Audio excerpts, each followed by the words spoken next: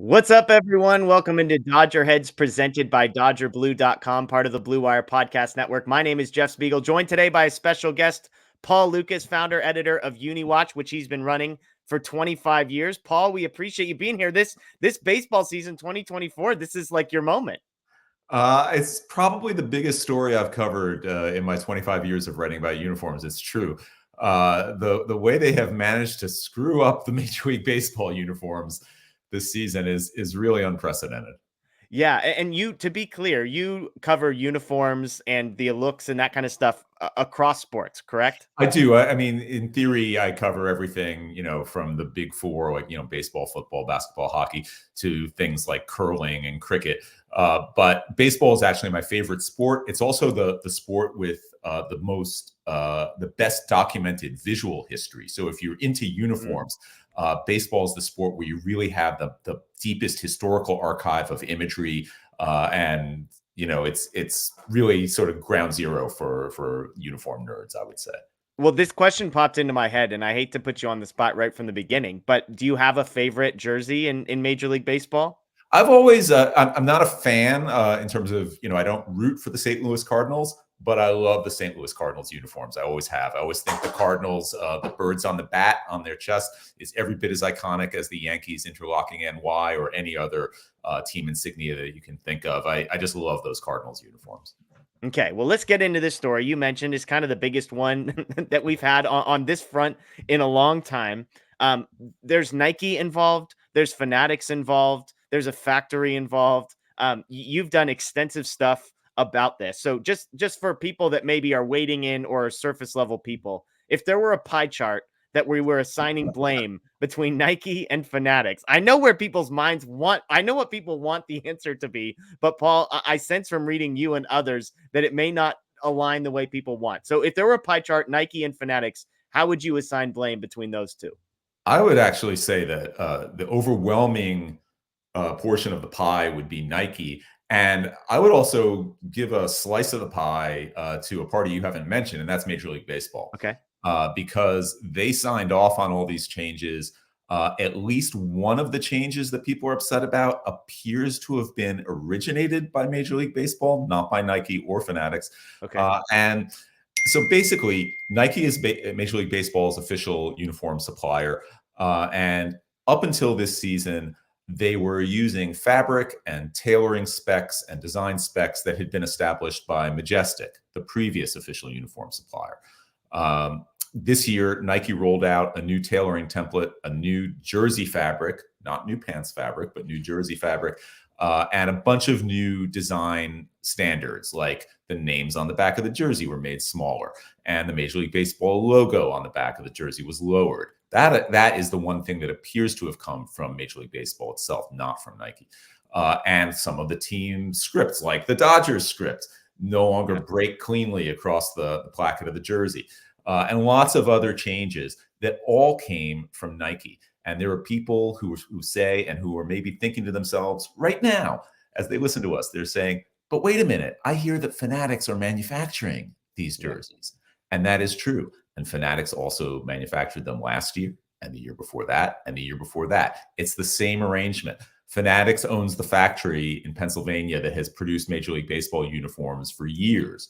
And the only thing that has changed, like the factory didn't change, the people working at the factory didn't change. What changed are the design specs that those people are following. And those design specs came from Nike.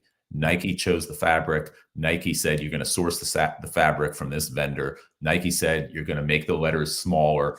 And everybody says, like, I had a Fanatics t-shirt with, the logo washed out after only two times in the laundry. They turn out crap. And yeah, maybe they do, maybe they don't. I don't actually buy anything from Fanatics, but all that Fanatics retail stuff is produced like in Asian sweatshops, not in that factory in Pennsylvania. And there was never any problem with Major League Baseball uniforms until this season. And what changed this season? Those design specs from Nike. Yeah.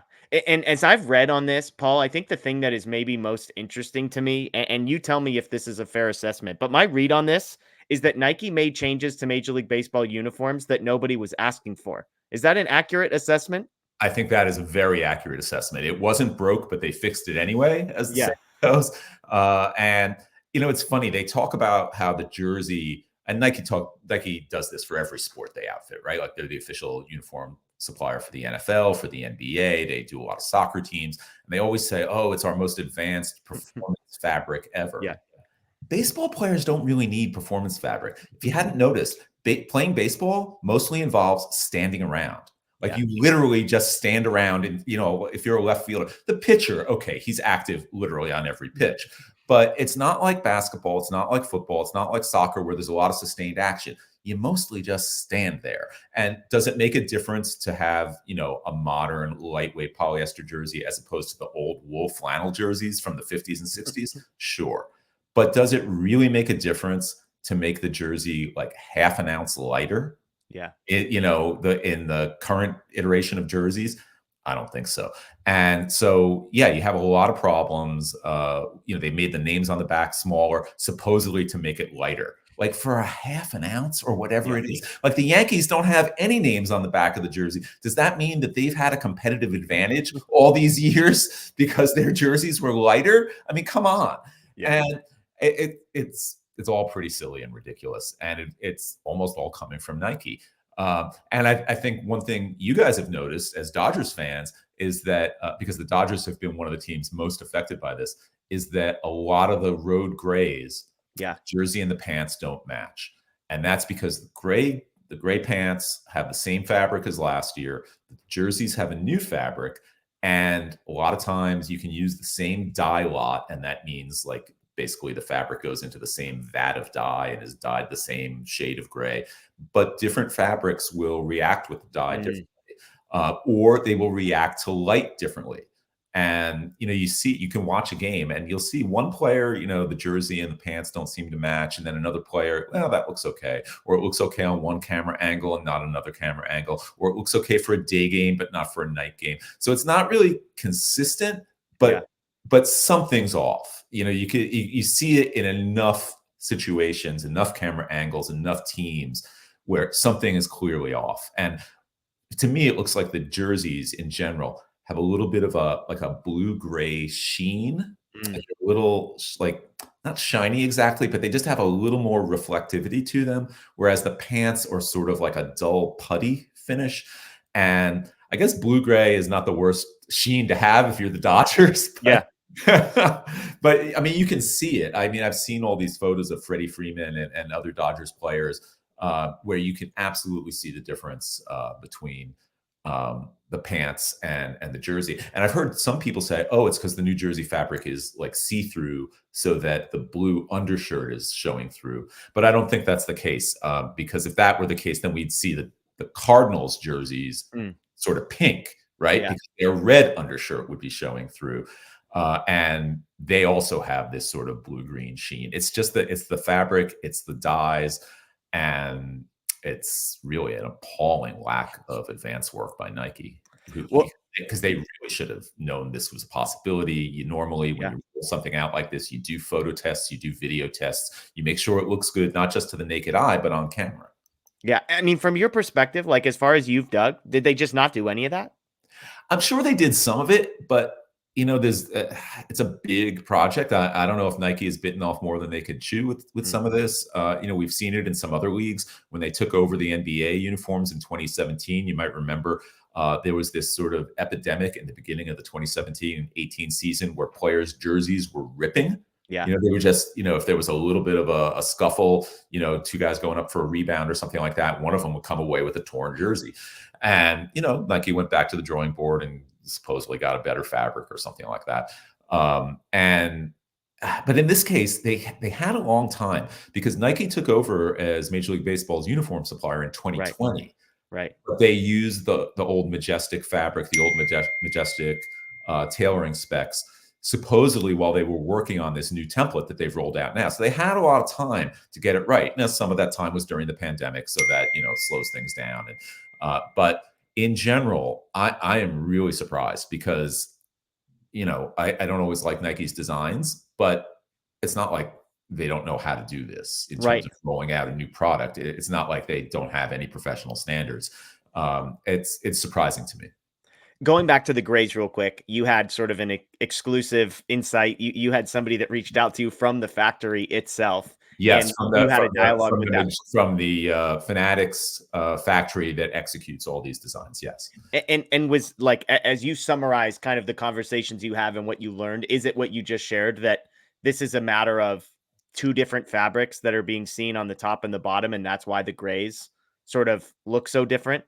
Well, it was always two different fabrics because even last year and in the years previous, the jersey fabric was slightly different than the pants Oh, fabric because different kinds of wear, different sure. kinds of so just it's not that you necessarily have to match the fabrics, but for whatever reason, the new different jersey Yeah. fabric is it just isn't reacting to the fabric dye the same way. But also what this guy said, this employee at the factory, he told me that because the new fabric is coming from a different supplier and that supplier is in Central America and it comes by ship and it takes a long time, like these big, like Yeah. huge like pallets of fabric. That some of it arrived a little late and they were like, oh, we got to get this stuff done. We got to get these jerseys made. And that Nike may have cut a few corners in their Mm, quality control of approving colors. Because when a batch of fabric comes in, not just to this factory, but to any uniform factory or really any apparel factory, the representatives of the factory will check it against their color standards. It has, that if it's supposed to be red, that it's not just any red, but it's the red we ordered. It's within this acceptable yeah. range, that this is what, what we wanted. This is what we got.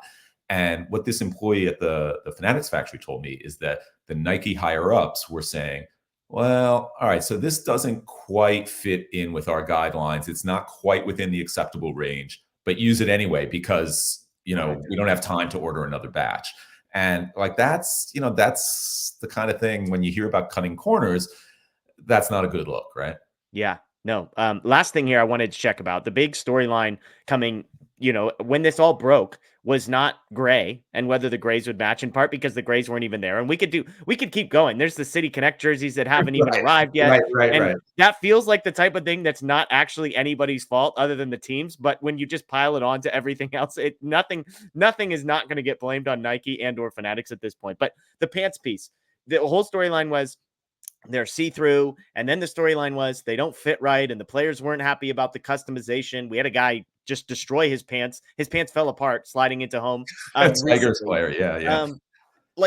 Have we moved past that? Because then there was a sort of a response of, okay, we're going to offer some different options, customizations, that kind of thing. Like, has the pants piece been solved aside from the colors?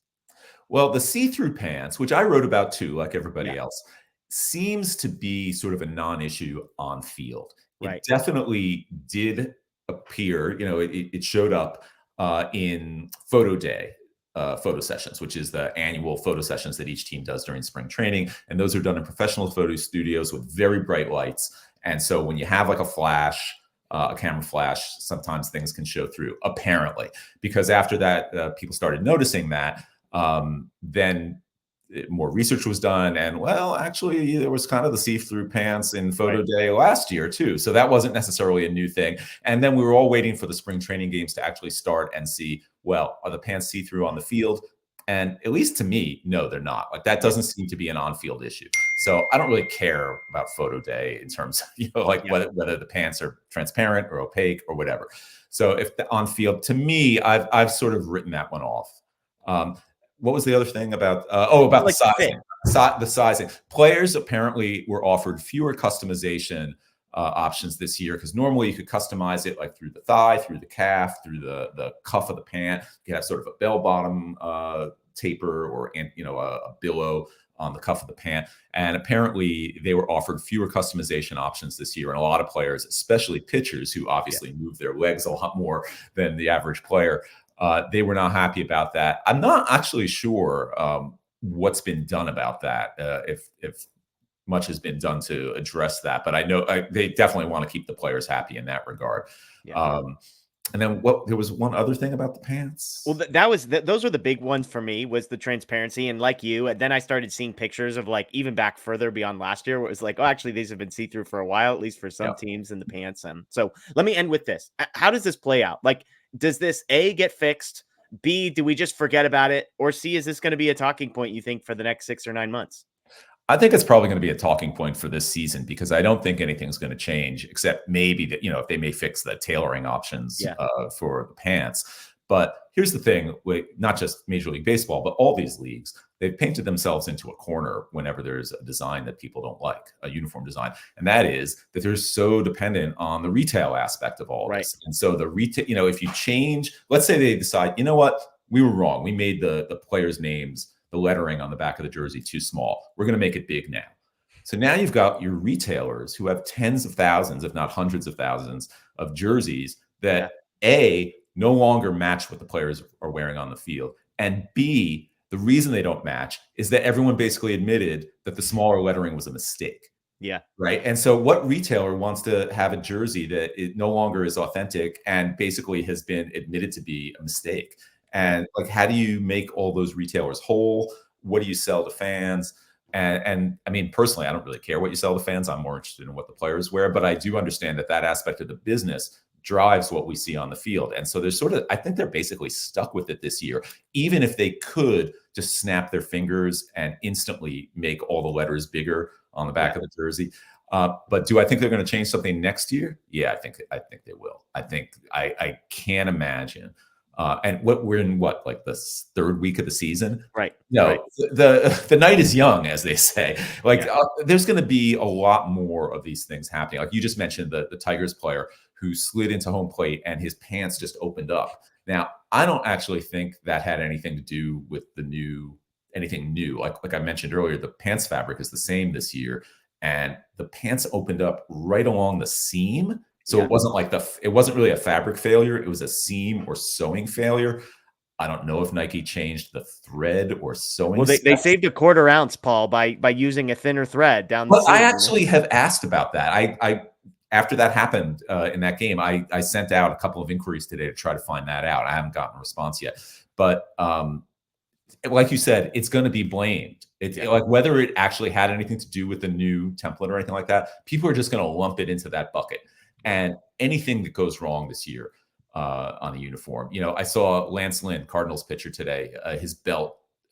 Sometimes it happens, your player slides or whatever, and the belt pops and they need a new belt. And I thought to myself, oh, Nike and Fanatics, like people are going to say that even though they have literally nothing to do with the belts. But people are just going to blame any uniform mishap on this rollout. Yeah, absolutely. Well, Paul, we appreciate your time. Let folks know where they can find your stuff, how they can read more sort of the up-to-date stuff as this all plays out over the coming weeks and months. Sure. We have daily coverage at uniwatch.com. That's uni-watch.com. And I also have a weekly Substack where I do longer, deeper dives, including that interview you mentioned with the Fanatics factory employee. And that's at paullucas.substack.com. Awesome. Well, thank you, Paul. Best of luck as you follow this story, and hopefully some more interesting, more fun stories maybe than this one. But we appreciate this one's been fun in its way, but it's kind of sad actually. It would be nice to have a uniform story that doesn't have everybody shaking their head. Yeah, exactly. Well, folks, thanks for watching. As always, you can subscribe and ring the notification bell here below. You can check us out at Dodger Blue 1958 on social media everywhere. Enjoy the rest of your day, everyone. As always, go Dodgers.